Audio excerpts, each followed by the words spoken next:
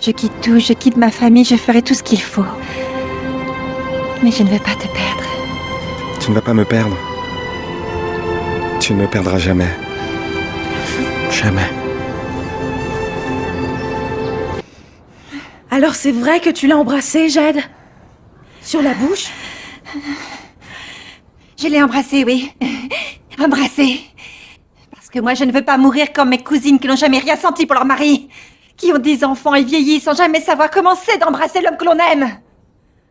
Ah, si mon fiancé savait ça, je ne me marierais plus. On dirait qu'elle est influencée par de mauvais esprits. J'ai trouvé l'homme que mon cœur aime. Que ma peau aime.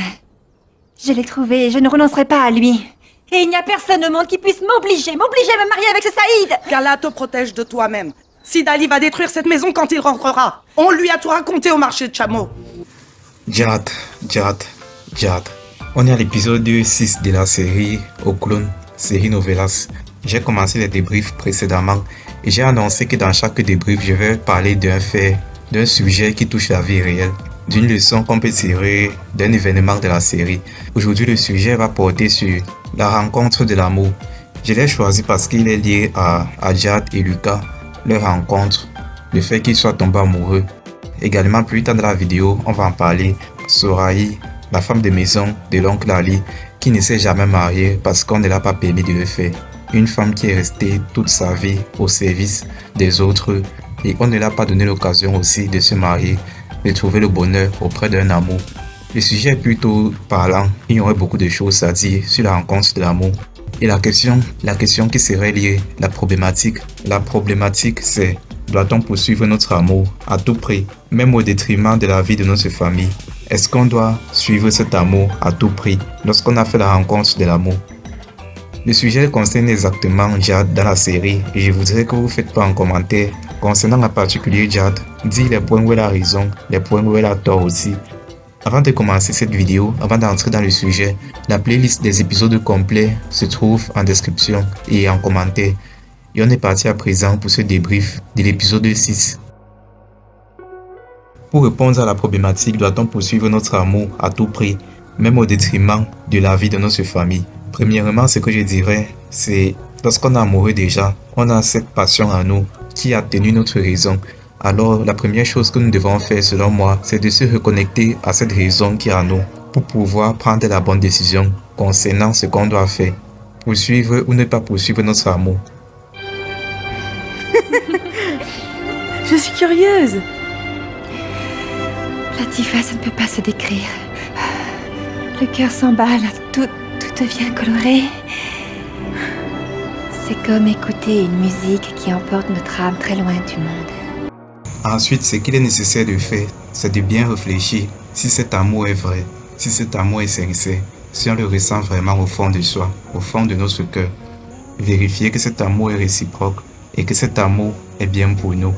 S'il est raisonnable d'être avec celui ou celle qu'on aime, pour ensuite prendre des décisions, de se battre pour cet amour, ou encore tout simplement de l'oublier. Tu n'as fait que nous apporter la honte. Que Dieu couvre ta vie entière de malheur et qu'il te fasse mourir noyé dans tes larmes, Jade. Ta mère ne t'a donc rien appris. Allah, Allah.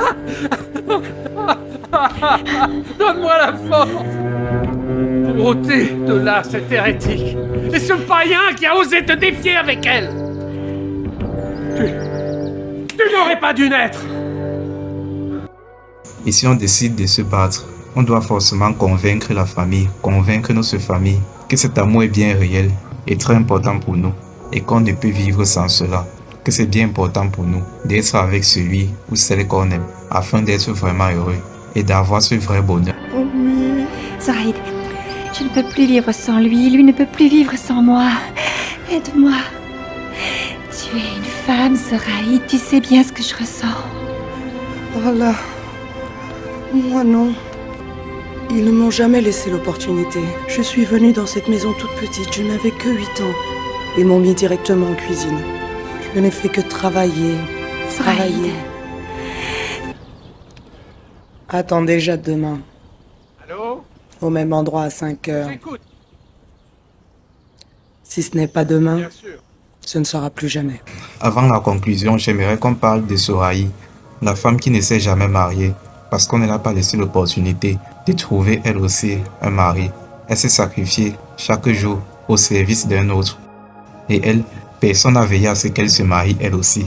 Je trouve cela assez triste qu'elle n'ait pas goûté à la joie de la rencontre de l'amour, au bonheur de l'amour, au bonheur d'être mariée avec une personne qu'elle aime. Et pire encore, elle ne s'est jamais mariée, jamais eu de conjoint. Et personnellement, je trouve cela assez triste pour elle. On va maintenant prendre le cas où la famille n'accepte pas notre conjoint ou notre conjointe. Est-ce qu'on doit se battre au détriment de la vie de notre famille? Est-ce qu'on doit se marier? Est-ce qu'on doit se mettre en couple sans la vie de notre famille, surtout dans cette religion musulmane? Pour le cas de Jad, à la place de Jad, que feriez-vous? C'est une question où je n'ai pas de réponse exacte. Faites part de vos commentaires et qu'on en discute. Et on va s'arrêter là pour le débrief. On se retrouve très bientôt pour la suite. Ne manquez pas, prenez soin de vous et de vos proches. Faites la paix avec vous-même et avec vos proches. Et nous, on se dit à très bientôt pour la suite.